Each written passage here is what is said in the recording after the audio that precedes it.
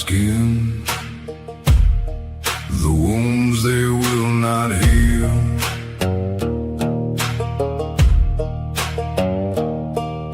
Fear is how I fall, confusing what is real.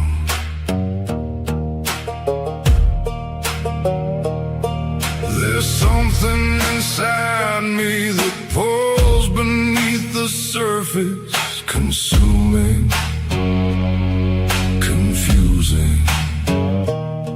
This lack of self-control I fear is never ending, controlling. I can't seem to find myself again. My walls are closing in. Amazing human. I think he's an amazing artist. He supports me, my art, and I did a picture for him and he lost it. It was a simple spray paint picture. I mean, if you look at my house, there are pictures everywhere. My thing is to motivationally speak to people through my art. And that's what you're doing. So I want to do a deep dive on you, not to find out your personal information, because you've been through enough, honey. Mainly not to invade privacy. What I do want to invade, though, is your lyrics, your amazing ability to play music, and your stunning, shining, bright light that keeps it coming. You know? So, let's get a bird's eye view of the fans and see how they like music. And maybe swell your head up a little bit. That's what I do, yeah? Alright, so this is Bronx Baby. Who is Dirt Miller? Y'all want to find out with me? Well, then let's get the fuck out of here, guys. Well, I met a man in Kansas City. His face was worn, language gritty. He sold his crack and he spoke of the man he murdered. You're sinking, muddy water, cold shoulder down the line. You're sunken, murky waters. Careful where you're looking, what you seek you will find.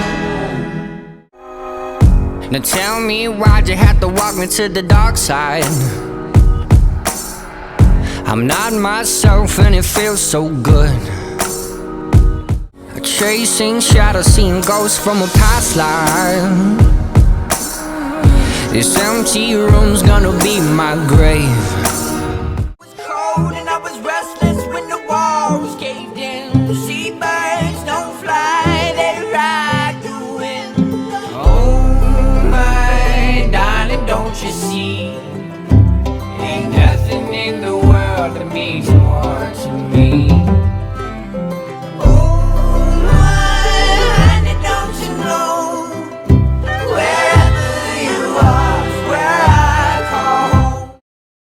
I want you to imagine watching a guy who looks, I mean, like he just walked out of a 1970s commune or something. Right, totally. You know, he's got the long hair, this very earthy vibe. He looks completely unbothered, and he's just holding an acoustic guitar. Yeah, so you're instantly expecting like a gentle campfire song. Exactly.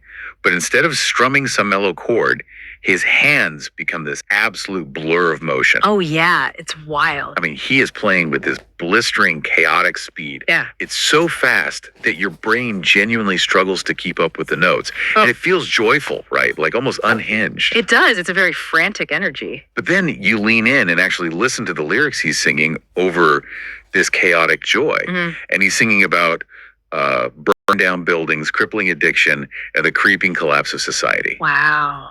Yeah. So how do those two extremes, right? Yeah. Like wild, playful acoustic energy and profoundly heavy human suffering. How do they exist in the exact same artist? Well, I mean, it creates this massive cognitive dissonance for the listener.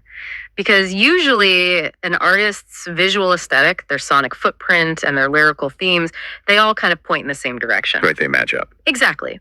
But when they don't, when you have an artist who is deliberately crossing those wires, it forces you, the audience, off autopilot. You just can't passively consume it in the background anymore. And pulling you off autopilot is exactly the mission of our deep dive today. Yeah. So our show's supervisor, Bronx Baby, actually came to us recently with a very specific, like almost urgent mandate. A very clear directive. Yeah. Right. Bronx Baby told us we had to dedicate a session to exploring this musical artist named Dirt Miller. And the justification was super compelling.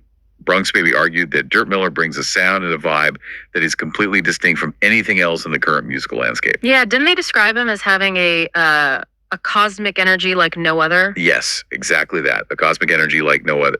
Which is such a fascinating phrase, because it implies this artistic gravity that just pulls people in, something that operates on a completely different frequency than standard pop structure. Okay, let's unpack this. Because to truly map out this cosmic energy, we decided that, simply sitting in a studio analyzing his tracks in a vacuum, that wouldn't really do it justice. No, it wouldn't. You need to see the impact. Exactly. We needed to see how that gravity actually affects people on impact. Mm-hmm. So we gathered a stack of YouTube reaction videos from 4 distinct creators. We've got Zach Reacts, Wine and Forey, Parksker, and Cliff Beats. A really diverse group. Super diverse. And we're watching them listen to Dirt Miller for the very first time. So we're essentially using them as like human seismographs to measure the shockwaves this music creates. It's honestly the perfect approach for an artist like this because, music is a transactional experience. By examining these 4 incredibly different reactions, we're dissecting the psychological mechanisms Dirt Miller uses to literally get inside a listener's head. Well, to understand how he gets inside your head, we really have to start with the raw, unadulterated sound itself, right? Like before we even touch the heavy poetry of his lyrics. Yeah, the foundational vibe. Right. So we're looking at a reaction from a creator named Zach from the channel Zach Reacts. And he's listening to an entirely instrumental Dirt Miller track called Guitar Symphony. And the context for Zach here is crucial to mention. Oh, absolutely. So Zach claims he is recording this reaction at 4:30 in the morning. And he's already putting out his 3rd video of the day by 6:00 a.m. Right. So you have a listener who is operating on this hypervigilant, highly caffeinated, deeply imaginative wavelength. Yeah, he is wired.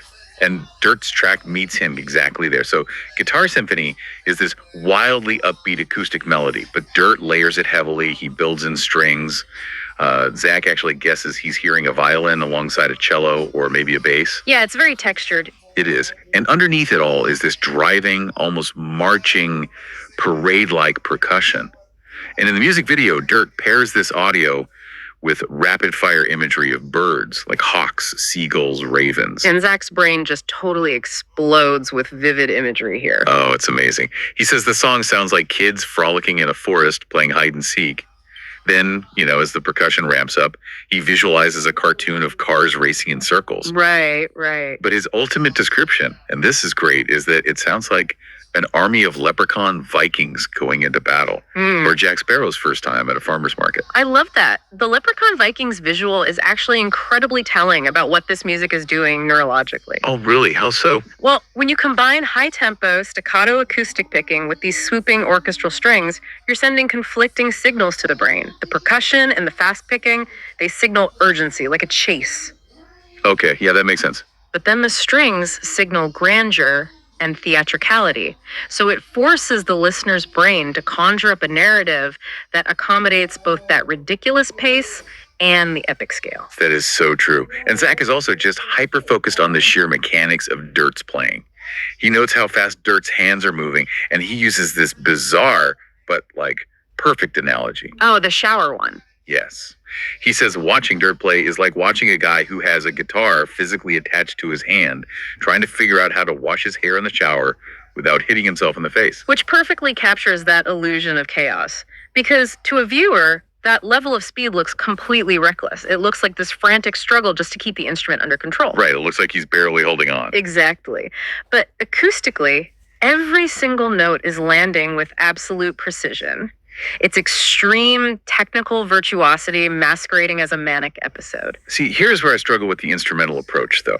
In today's modern music market, if you strip away the lyrics, you usually strip away the listener's attention. Yeah, generally speaking. Right. We're so conditioned to wait for the hook, the chorus, the verbal story.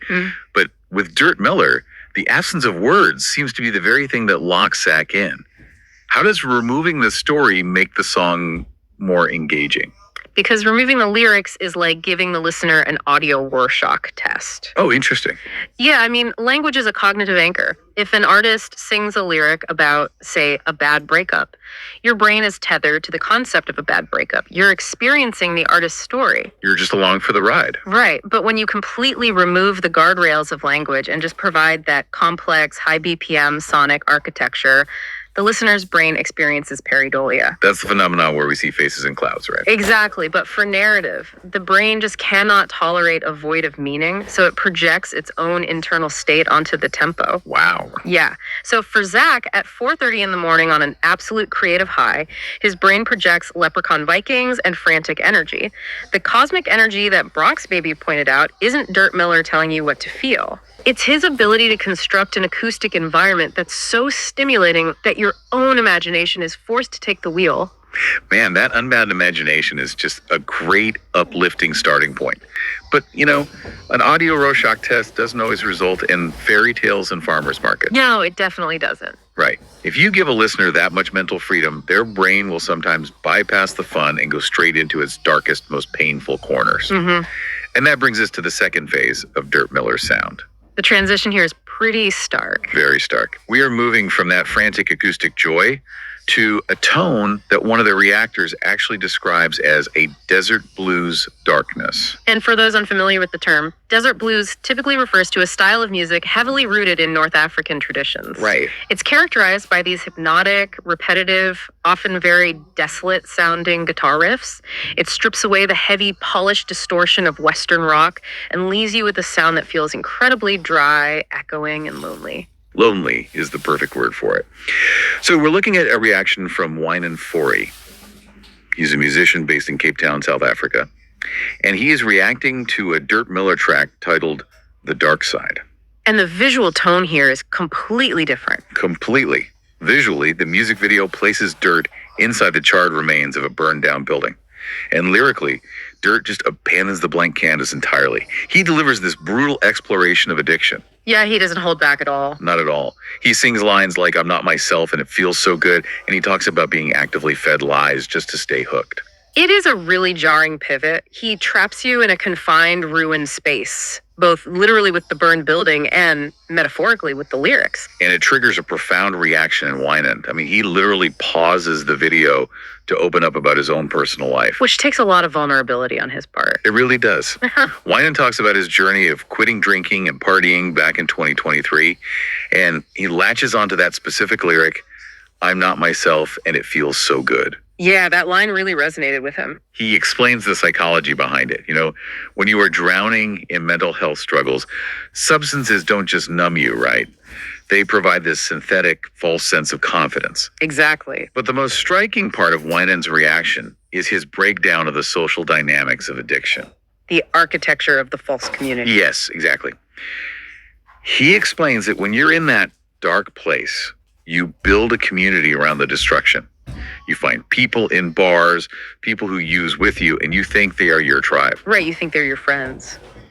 But Wynan says the absolute second you get sober, like the moment you step out of that cycle of self-destruction, that entire community will drop you like a hot piece of fudge. That was his exact phrase. It's such a devastating reality of recovery. Yeah. And it really comes down to the mechanics of trauma bonding and shared delusion. What do you mean by that? Well, in those environments, the social glue isn't mutual respect. It's the mutual agreement to ignore the damage you're all doing to yourselves. Wow, yeah. So when one person decides to get sober, they become a walking mirror reflecting the reality of the addiction back onto the group. Right, they break the unspoken rule of the delusion. Precisely.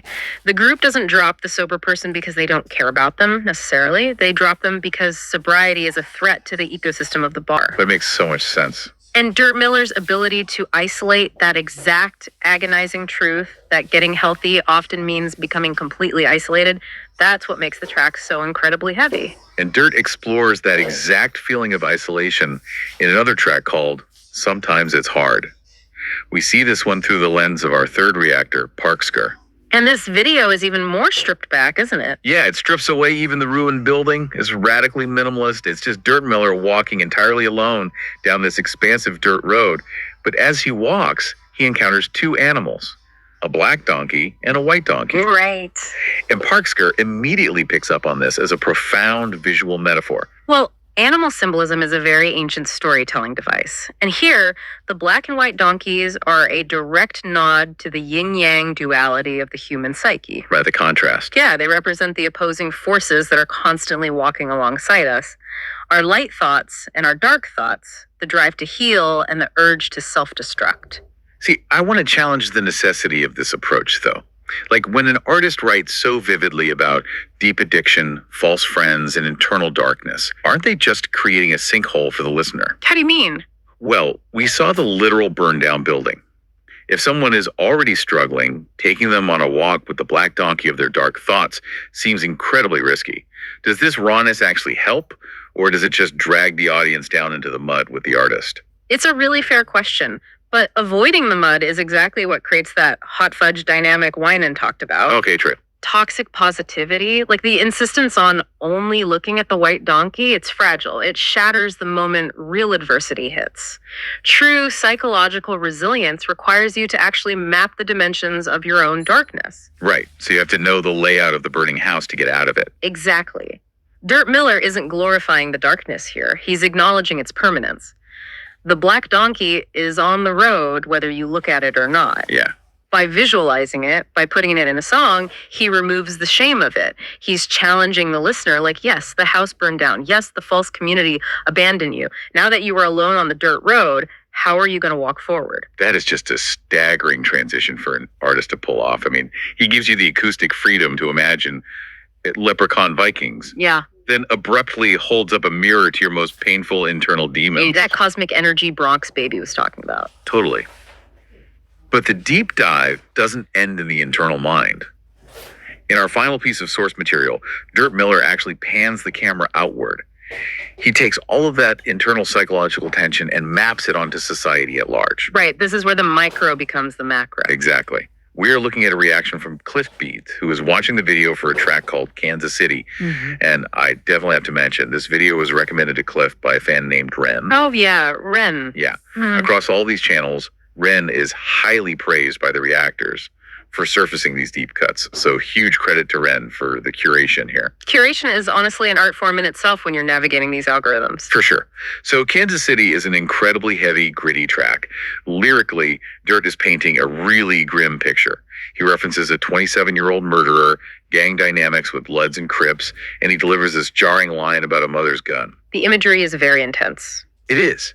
And visually, the music video uses what is described as a spiderweb effect. Mm-hmm. It overlays these chaotic, interlocking visual illusions, like pairing the idealized concept of America as the land of the free, complete with a soaring eagle, against lyrics warning of an impending apocalypse. Wow. Yeah, and Dirt declares he refuses to be a puppet on a string. Now, I think it's important to pause here. When an artist starts invoking imagery of mother's guns, impending apocalypses, and systemic decay, it is very, very easy to view the song strictly through a political lens. Definitely. But what is mechanically fascinating about Dirk Miller's writing here, and just to be clear to you listening, we're not taking any political stance on U.S. society or gun politics here, but Dirt isn't actually endorsing a specific political platform or taking a partisan stance either. Right, he's using politics as a palette, not a podium. That's a great way to put it, yes. He is taking these incredibly polarizing, heavy societal fears like economic collapse, violence, the loss of autonomy, and he's using them as a psychological backdrop. Okay, interesting. He's creating the ultimate high-pressure environment to test the listener's internal locus of control. And that test culminates in what Cliff Beats identifies as the anchor of the entire song. And honestly, it's kind of the anchor of this entire deep dive. Yeah, it really ties it all together. Amidst all the lyrics about Bill's eating a hole in his pocket and the feeling of treading water where it's time to sink or swim, Dirt sings one defining line. The hardest part is facing our self-destruction. And that is exactly where the societal critique folds back into personal accountability. Yes. And Cliff Beats breaks down that specific lyric using this mathematical, almost stoic philosophy. He introduces the 90-10 rule. I love this concept. Me too. Cliff argues that in life, 10% is comprised of the things that actually happen to you. The Yes. bills, the societal chaos, to the things outside your control. The other 90% is entirely how you react to that 10%. It is the ultimate distillation of personal agency. But if we apply that to the spider web of society Dirt is singing about, I have a major question. Sure, what is it? If Cliff's math is right, and we are the ones putting the limitations in front of ourselves by controlling the 90%, why is it human nature to obsess over the 10%?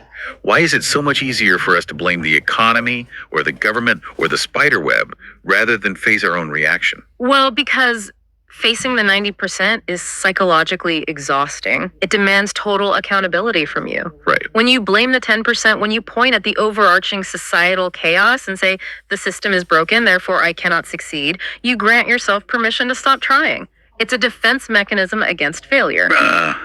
If the game is rigged, you don't have to feel bad about losing. Precisely. Deflection is comfortable.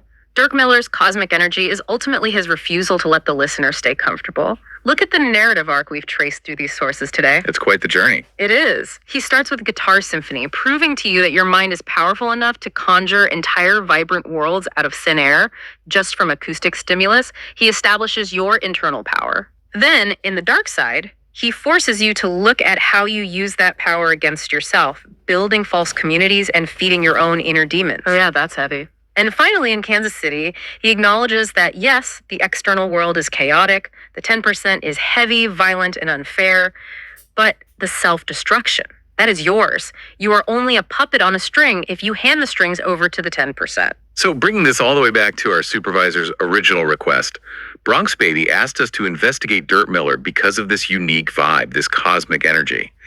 And I think the reaction videos prove the point entirely. Dirt Miller is an anomaly. He really is.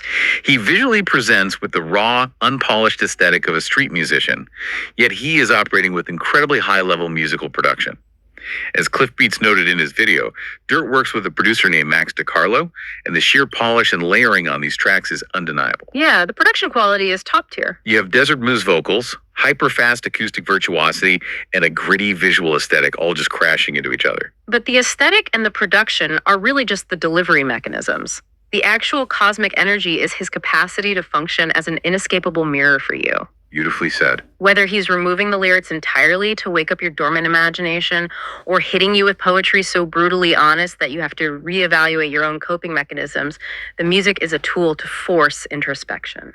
Which leaves us with a final thought for you to carry out of this deep dive.